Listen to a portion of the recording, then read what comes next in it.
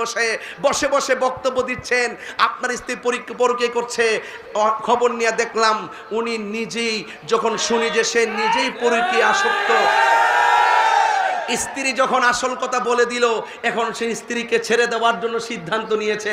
যদি স্ত্রী এই অপবাদগুলো গোপন রাখতেন, হয়তো বা স্ত্রীকে আই লাভ ইউ বলতো। স্ত্রী যেহেতু গোপন রহস্য ফাঁস করে দিয়েছেন, এখন স্ত্রীকে বলে আই হেট ইউ।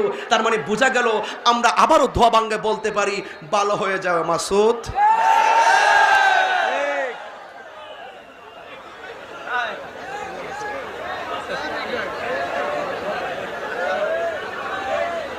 কথা বলেন, কথা বলেন। এমন কথা বলিও না যেটা তুমি করো না, যা করো তা বলো। কথা বলেন, ঠিক কি না বলেন? নামাজের কথা বলে নামাজ পড়ে না, রোজার কথা বলে রোজা রাখেন, আল্লাহ এটা নিষেধ করেছেন।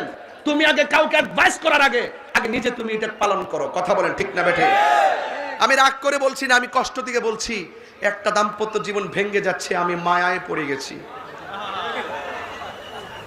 এরা ওয়াজে বসে বসে বলবে এই দেশে পরকীয়া ভরে গেছে, এই দেশে স্ত্রীদেরকে পরকীয়া করতে দিবেন না, বাহিরে যেতে দিবেন না, স্মার্টফোন দিবেন না।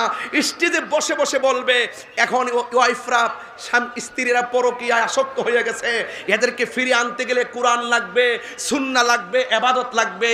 যখন আমি খুশ করে দেখি, আরো বলতে হবে, আরো বুঝাইতে হবে। এবার আসো একটু সামনে বাড়ি।